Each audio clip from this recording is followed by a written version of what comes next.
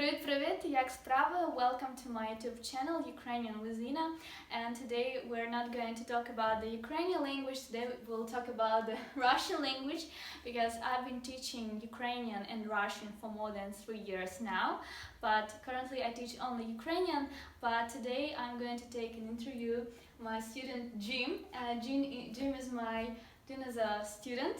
Yeah, I've been teaching him also for 3 years.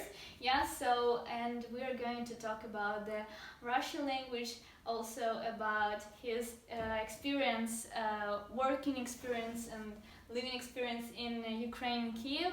And Jim also will give us a very cool advice to all foreigners who would like to move to Ukraine, to study here, or to work. And if you're still thinking, what language should I study? Russian or Ukrainian? Maybe both languages. So let's ask Jim's opinion. So Jim, could you please introduce yourself? Where are you from? Yeah. So, hi, I'm Jim. I'm from Liverpool in the north of England, and I've been learning Russian with Ina for 3 years now.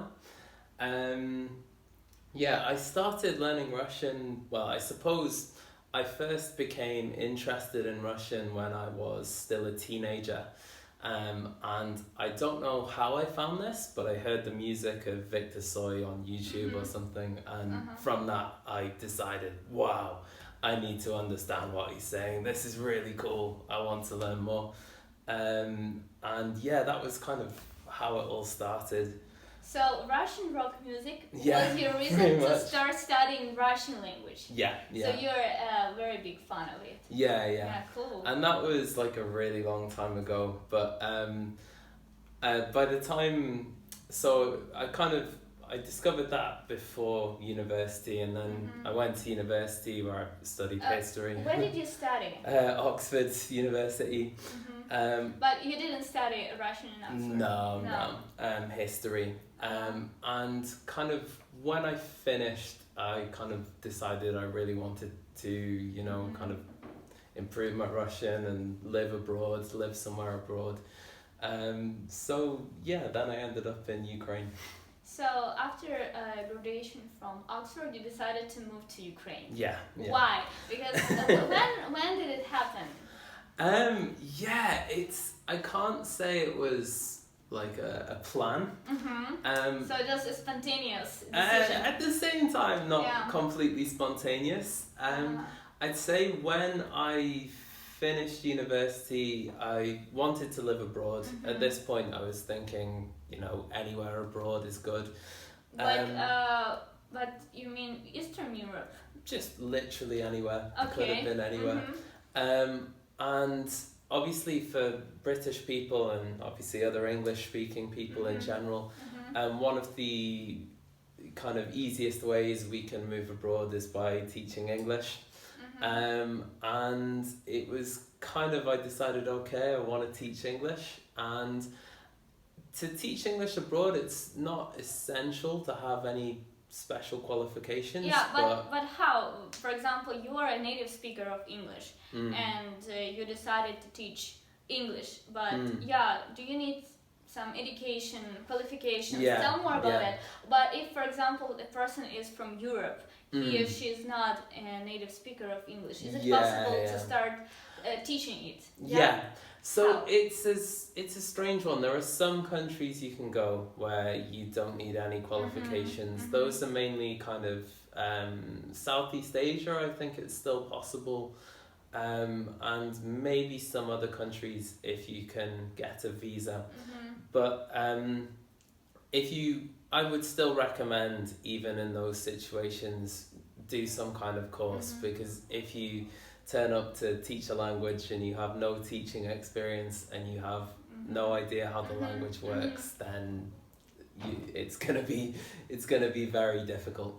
Unlike the note of Europeans, if Europeans they normally sadly have to prove their English level, and it's kind of there's some problems with that, because often some of the best teachers are people who've had the experience of learning English themselves, so it is unfair how English speakers kind of get given a free pass almost.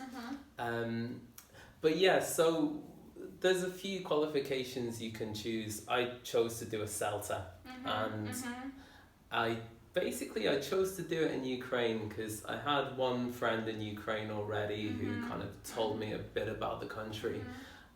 But also in Ukraine, it's a lot cheaper than doing it in the UK, and it's same qualification. So you decided to take this course in Ukraine. Yeah. So I want to say that CELTA, this is a very cool course where you can get a qualification for teaching English everywhere abroad, and even in Ukraine you can take this course in the biggest cities like Kyiv, Lviv, Odessa. So if you're Ukrainian, you can take this course, and then you can teach English in Europe, in India, in China, so whenever you want. So absolutely. Wherever you want. So cool. Okay, so and you moved to Ukraine in 2016. Absolutely. Okay, what did you know about Ukraine at the time? And actually, you know that this was not very dangerous time. I mean, for foreigners after Maidan. I want to say that it was very safe in Kyiv at that time, but many people, foreigners, they were afraid of that times. And tell me, how did you decide that, and what did you know about Ukraine? So starting with what I knew about Ukraine, I think with some shame, I'd say it was probably Andrei Shevchenko and Chernobyl. But I think that's fairly typical for a lot of British people. We don't hear much about it. With kind of the danger, I think I was, maybe because I had a friend in Ukraine, I knew that it was fine, particularly in Kyiv and the other kind of cities from, you know, the west and centre and north. But yeah, I think my parents were still a bit uneasy about me coming to Ukraine. So where did you work? At school, at university? Tell about this experience. I worked at a language school in Kyiv. It was a really nice place to work, actually. We had a mixed staff of Ukrainians and foreigners, probably about 50% Ukrainians, 50% foreigners. And yeah, it was really nice. Could you please tell us about your working conditions and about the salary? Because I know that we can't compare salaries in England and in Ukraine, but I know that many foreigners, they would like to get the same experience as you have, but they're afraid of their working conditions, and the salary can be very low for them, and they won't be able to pay for their accommodations, nutrition, etc. So tell us about that. So by Ukrainian standards, if you're a foreigner teaching English, the salary is very high. And a lot of schools, well, good schools who, you know, want to keep you, they'll help you out with the visa, and they often give you an apartment for free as well, and they kind of make the whole process of moving very easy. I think particularly in Ukraine at the moment, because there's a lot more demand for teachers than supply, the conditions... You mean native speakers? Yeah, for native speakers, the conditions are really pretty good right now. Obviously, the one disadvantage is that if you kind of decide to, you know, that you want to save money to move back to the UK or America or Ireland or Canada, you're not going to be able to save the money to do so. I think I actually moved back to the UK after I lived in Ukraine, and I saved nearly half my salary, I think. But when I arrived in the UK, it lasted 4 weeks. So it was, obviously the... So this is just a good opportunity to come to Ukraine, to get some experience, to change the country for living, to travel a little bit, to get acquainted with new people. So that's absolutely. But that's what's enough for you to travel here, to eat, to entertain yourself. Meet new people and stuff.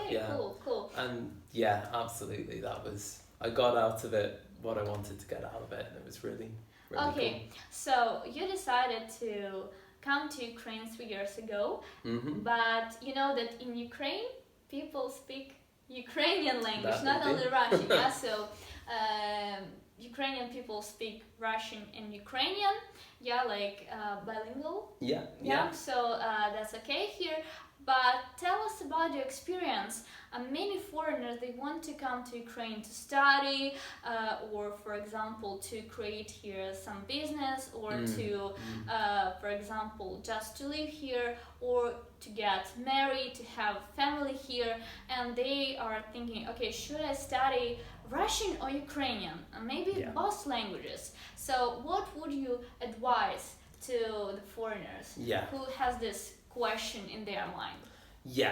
So I think if you're very set on specifically Ukraine, then Ukrainian will be the more useful language to learn. I think if I knew 3 years ago that I'd be staying in Ukraine and I wouldn't go to any other like Russian speaking countries, Ukrainian would have been more useful.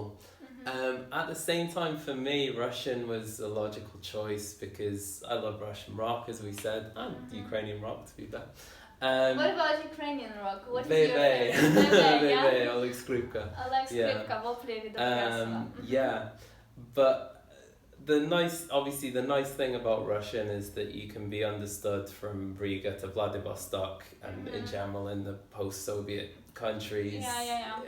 It's really useful, like in countries like Kazakhstan and Uzbekistan, Russia, Estonia, etc. Whereas Ukrainian, like it means you can really integrate in Ukraine, but that's kind of, if you're really set on Ukraine, then that's it. But obviously it's not widely spoken outside. I think, so if you are going to live in the Western Ukraine, you must speak Ukrainian language, because there people speak only Ukrainian language. Also, if you are interested about the central parts of Ukraine, to live there, to study, also I recommend you to study Ukrainian. In the northern and in the southern parts, people tend to speak Russian language more, like Odessa or Nikolaev, Kherson, but anyway, you recommend more to to study Ukrainian than Russian. Yeah, definitely. I think that's a really good point. And obviously my main experience is living in Kyiv. I visited a few other cities, and it was Dnipro, Kherson, and Odessa, and there I heard a lot more Russian. Kyiv, I think nowadays I hear more Ukrainian on the streets. And I've noticed that, for example, if I'm ordering food, sometimes people will like reply in Ukrainian or whatever. I'd still say in Kyiv, it's rare that you have any problems speaking Russian. I think maybe there's been 2 or 3 times when people have said to me, don't speak Russian here, this is Ukraine, why are you speaking Russian? But it's not happened very often, and everyone I've met understands Russian, or if they don't understand me, it's because I've been speaking but worse Russian than I do now. But yeah, so it's not a problem speaking Russian in Kyiv, but I'd say people prefer it when you speak Ukrainian generally. And I think, obviously I know a few, from living in Kyiv for a year, I know a few phrases in Ukrainian For now. example? Yeah, like Привіт, як справи, дякую, all of this stuff. And I'd say if I'm like ordering food in Ukrainian, people are like, oh! Whereas when I order food in Russian, it's just like, it's just a normal day. So people feel more positive about you when they hear you speak in Ukrainian language. And I think also there's an element that obviously not many foreigners speak Russian in general, but much fewer speak Ukrainian. Like there are still some foreigners who speak Russian, but Ukrainian, it's I think people will appreciate the effort if you've learned a language that can only work in Ukraine. The big thing I wouldn't recommend doing is learning Russian and Ukrainian at the same time. because they are quite similar. Yeah, it's true. It's true. Yeah, Russian and Ukrainian languages belong to one group of languages, it's Slavic ones, and it's a very bad experience to start studying Russian and Ukrainian at the same time, because you can have a big mix in your head. So at the beginning it's better to start studying, for example, Russian or Ukrainian, and then when you have a very good background in one of this language and you feel more confident, you start speaking, then you can start studying another language. But it's better to study with the teacher who speaks two languages at the same time, who can show you the difference between the two languages, to explain you, for example, the difference in grammar, in vocabulary, also in pronunciation, because it's different. And I want to say that according to my experience, Ukrainian language is easier than Russian, especially phonetics. It's true. Phonetics is more softer and easier. And sounds more melodic. Sounds more melodic. That's true. So of course it's up to you. This is your choice which language to study. You can do some research, but I would recommend to study more Ukrainian if you want to live, especially if you want to study in Ukraine, because in Ukraine we have education only in Ukrainian, or for example in English if you're a foreigner. But also about the business, if you are going to run some business here, all documentation is going to be also in Ukrainian language. So think about that. But Russian language is very cool, also very useful, because you can use it everywhere and everybody will always understand you. This is also a very big plus. So Jim, tell us about your plans. What are you going to do? So you're traveling across Ukraine right now, but what are you going to do effectively. That's a very good question. I don't think I have any plans in the next few months. I like that. But I mean, I definitely want to come back to Ukraine again and again. I could say it's kind of a second home now. I really like it here, and I've met lots of really cool people, and it's always been very nice to stay here. Next time, if you come to live in Ukraine for some period of time, so you would like to study Ukrainian a little bit. Oh, that would be really cool. I think if I was going to live somewhere like Lviv, obviously it's absolutely essential. It's one of those, I always have this problem every year. I think maybe I should start Ukrainian, but every year I'm like, oh, when my Russian's a little bit better, and like, oh, when my Russian's a little bit better. And I think it's one of those, I've got really, excited in improving my Russian, and reading books in Russian, and being able to watch films without subtitles and things like that. And it's kind of, each time I'm just enjoying it, pushing it that little bit further, and it just means that Ukrainian is always next year. But cool. So thank you so much for this interview. Thank you. Thank you for sharing your experience with me and the other foreigners, and it was very useful video. I'm so happy that you come to my place and we could talk about it more. So I wish you good luck. Come to Ukraine more and more, and всього найкращого, all the best in Ukraine. Дякую. Дякую, будь ласка. So до побачення. Bye bye.